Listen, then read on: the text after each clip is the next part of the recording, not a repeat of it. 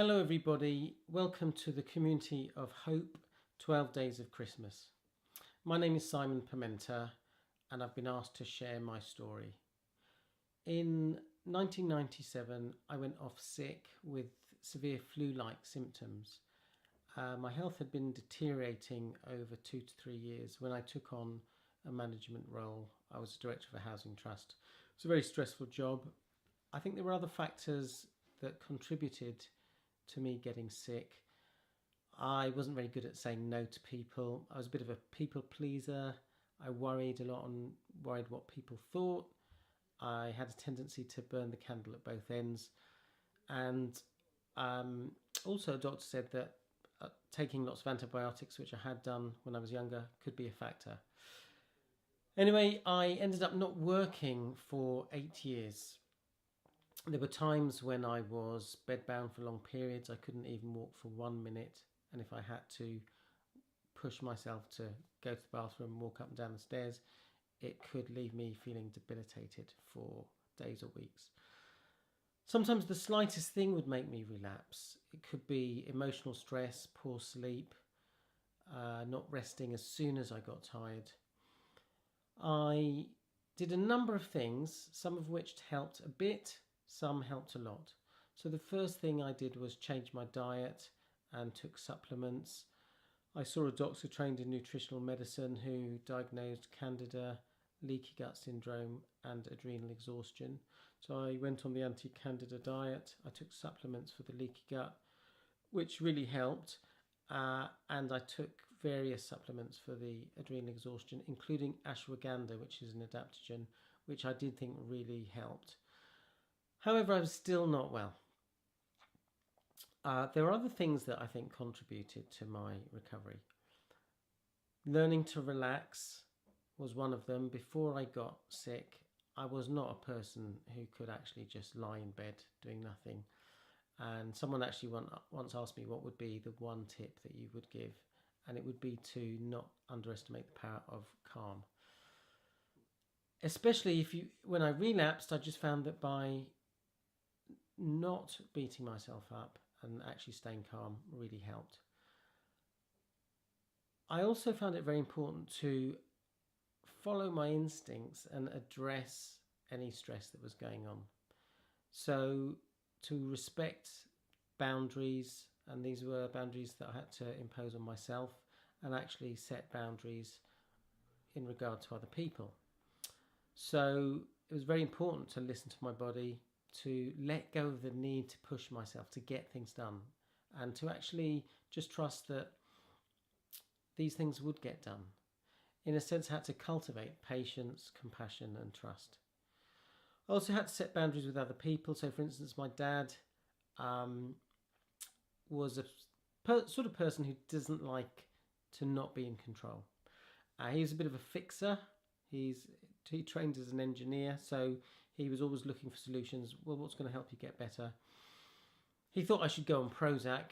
I was very clear that that was not the answer for me. So we had lots of arguments, which wasn't good for my health. I got to a point where I just said to him, look, Dad, I'm not going to discuss my health with you anymore. I have to carve my path. I have to do what I think is right. And so that's what I'm going to do. And on that note, actually, I did think that it was important not to talk endlessly about the condition to people. When I first went to an ME support group, what I noticed is that you'd meet someone, they'd tell you how they were, which is basically not great. I would tell them how I was, which was equally not great. And then I'd go on to the next person and we'd repeat this process. And I'd end up speaking to a number of people, just basically talking about my health or lack of it. Decided this wasn't very helpful. I actually got bored of listening to myself. And so after a while, I decided to create some stock phrases, which was either, I'm okay, I'm a work in process, I am working on my recovery. If people kept asking me about my health, I would change the topic or actually have to say to them, look, I don't really want to talk about my health. It's nice to actually have a break from thinking about my health. That's not to say that I didn't talk to certain people. I had to choose my confidants, the people I would talk to about what was going on, rather than talking to everybody about my health and well-being. I also think it was useful to embrace the dark times. So there were times when I really didn't feel great. I was lying in bed, experiencing lots of symptoms. And I decided it was okay to just say to myself, look, I'm not feeling great right now, but it will pass. And I liken it to falling off a horse. You have to pick yourself up, lick your wounds, and when you're ready, get back on the horse and continue that journey of exploring recovery. In 2005, I actually did the lightning process, which I think was a really important piece of the jigsaw. I had to work hard over the coming days and weeks. I really found that it changed my mindset over the 3 days. I also recognise now that I had to personalise it, so to use the tools in a way that made sense to me.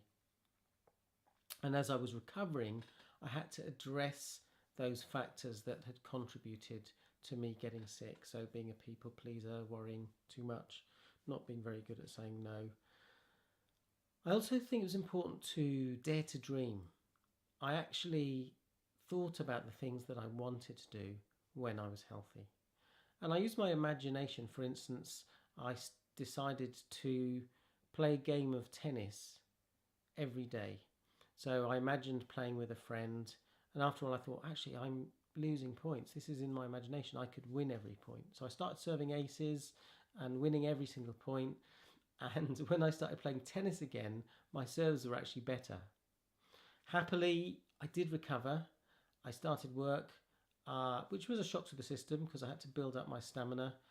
But there were these landmarks that told me I was getting better and better. I went to my sister's wedding and didn't need to rest at all. I remember going to Glastonbury for the first time and walking for hours.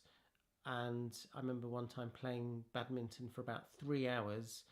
I hadn't played badminton for a long time. Admittedly, I was very stiff the next day, but this told me that actually my body was fit and strong and healthy. So, conclusions. Keep going. Seek out support. Take positive steps, no matter how small. Believe in yourself that you've got what it takes. You can learn and grow. And learn to be kind, compassionate to yourself, especially when you fall. Finally, I wish you a really lovely Christmas and that I hope 2017 is great for you.